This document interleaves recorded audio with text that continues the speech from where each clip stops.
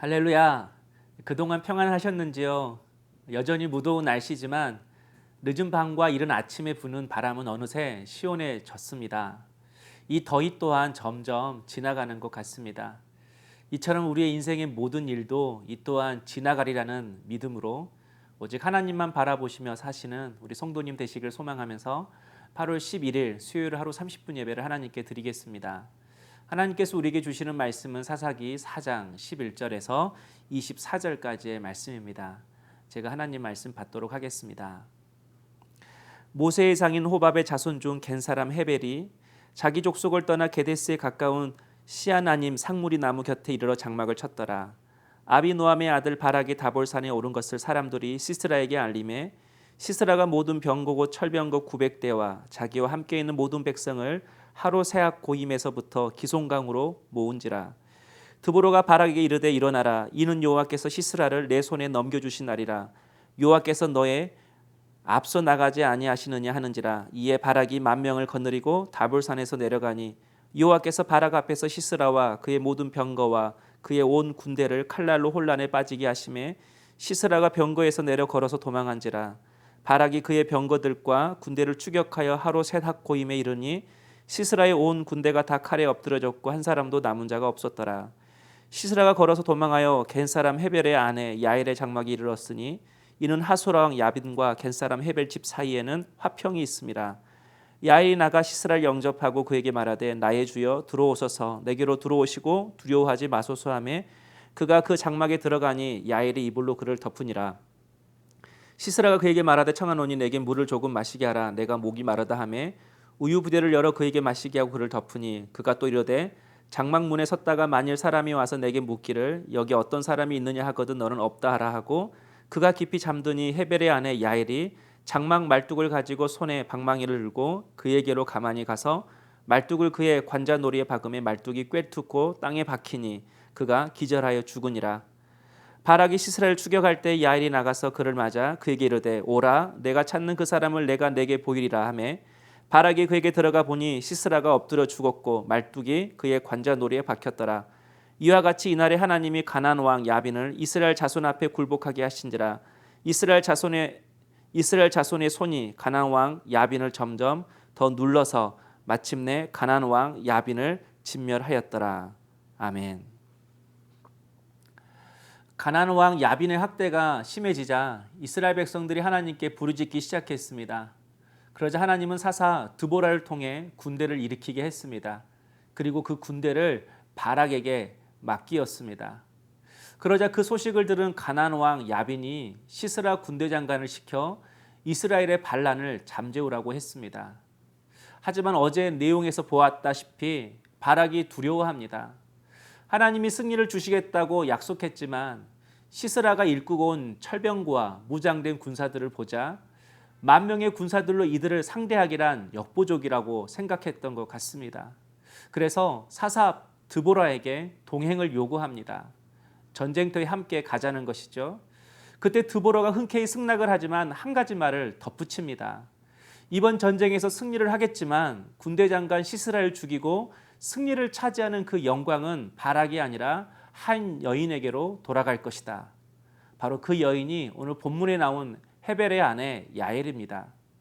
오늘 본문 15절을 보면 하나님께서 가나안의 철병구와 군사들을 혼란에 빠지게 했다고 말합니다. 승리를 주신 것이죠. 사사기 5장에 나오는 그 승리의 노래를 보면 갑자기 폭우가 쏟아졌고 그 폭우로 인해 가나안의 철병거가 무용지물이 되었던 것 같습니다. 그래서 결국 군대 장관 시스라는 그 철병거에 내려서 도망을 가야 했습니다. 그런데 도망갔던 곳이 바로 겐 사람 헤벨의 집이었습니다. 헤벨이 누구죠? 11절에 보니까 모세의 장인 호밥의 자손이라고 말합니다. 비록 겐 족속이고 이방 족속이었지만 이스라엘 민족과는 깊은 연이 있는 사람이었습니다. 무엇보다 사사기 1장 16절을 보니까 모세의 장인은 겐 사람이라 그의 자손이 유다 자손과 함께 그 백성 중에 거주하니라 이렇게 기록되어 있습니다. 한마디로 헤벨은 겐 사람, 이방 족속이지만 그도 이스라엘 민족과 같은 하나님의 은혜를 입은 사람이라는 것입니다. 그런데 그가 도망치는 시스라를 받아줍니다. 그 이유가 무엇일까요? 17절에 보면 하소랑 야빈과 겐사람 헤벨의 집 사이에는 화평이 있음이니라 이렇게 기록하고 있습니다. 평상시에 하소랑과 친했다라는 것입니다. 그런 의미에서 헤벨이라는 이 이름의 뜻이 협력이라는 뜻입니다. 그는 하나님의 은혜로 이스라엘 백성에 편입되어서 땅도 분배받는 큰 은혜를 누렸습니다. 그러나 더 이상 이스라엘이 자신에게 아무런 이익을 주지 못하자 하솔에게 협력한 것입니다. 어쩌면 이스라엘에 대한 정보를 이 헤벨이 주었는지도 모릅니다. 또 이런 순간에 시스라를 숨겨주면 이후에 더 큰 이익을 얻을 수 있을 거라 그렇게 생각했는지도 모릅니다. 성도 여러분, 여러분은 누구와 협력하고 살아가고 있습니까? 누구와 화평하고 살아가고 있습니까? 우리 그리스도인들은 항상 질문해야 합니다. 이익이 되는 일에 협력하고 살 것인가? 아니면 가치 있는 일에 협력하고 살 것인가? 상황에 따라 협력하고 살 것인가? 아니면 언제나 진리에 협력하고 살 것인가? 항상 신앙의 양심을 가지고 살아가고 요행이 아니라 언제나 정직과 진리의 길을 걸어갈 수 있는 그런 그리스도인이 되어야 하는 것입니다.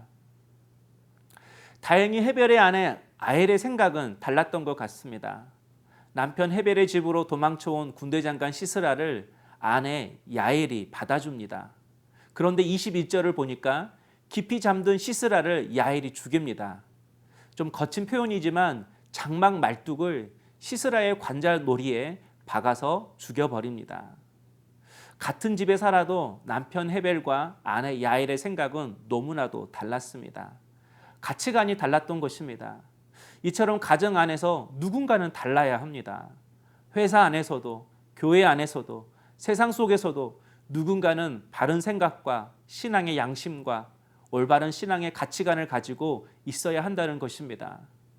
성도 여러분, 하나님은 누구를 통해 일하십니까? 바로 하나님의 편에 서 있는 사람입니다. 하나님은 이방 족속이냐 이스라엘 민족이냐 남성이냐 여성이냐 이것을 묻지 않습니다. 언제나 그가 하나님의 뜻 가운데 있는가, 하나님 편에 있는가 그것을 보십니다. 하지만 대부분의 사람들은 바락처럼 능력 있고 실력 있는 사람이 함께하고 옆에 있어야만이 안정적이라고 생각합니다. 그래서 하나님이 아닌 드보라를 의지했던 것처럼 사람을 의지하는 것이죠. 또 어떤 사람은 돈이 있어야 안정적이라고 생각합니다.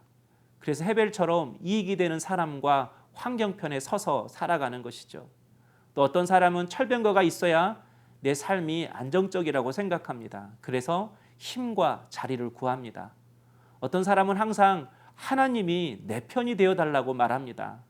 그래서 하나님을 믿는다고 하면서도 언제나 비양심적으로 살아가고 요행으로 살아갑니다.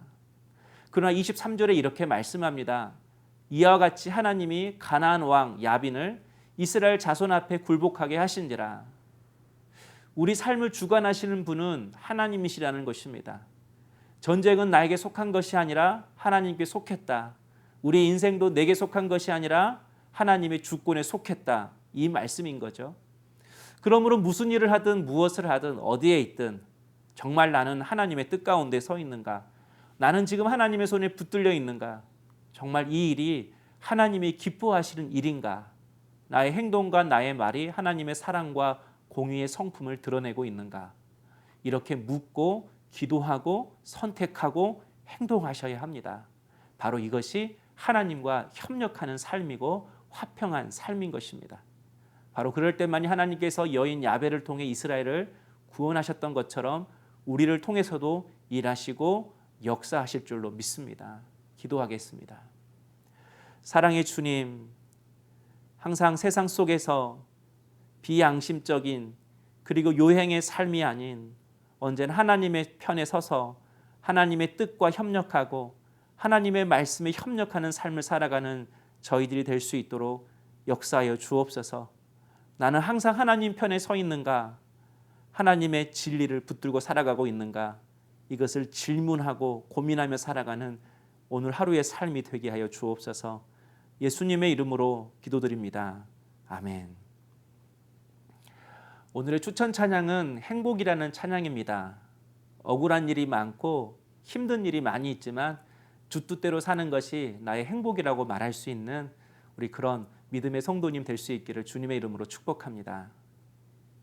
화려하지 않아도 정결하게 사는 삶, 가진 것이 적어도 감사하며 사는 삶, 내게 주신 작은 힘 나눠주며 사는 삶, 이것이 나의 삶의 행복이라오.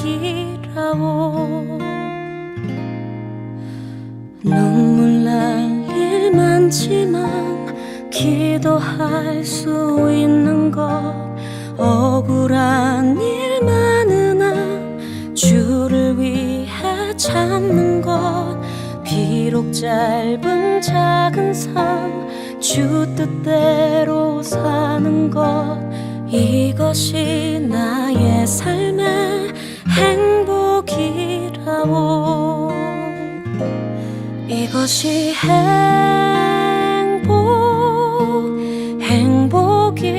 행복이라고.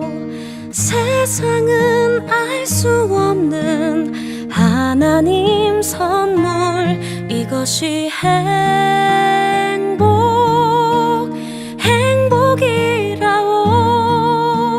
하나님의 자녀로 살아가는 것, 이것이 행복이라고.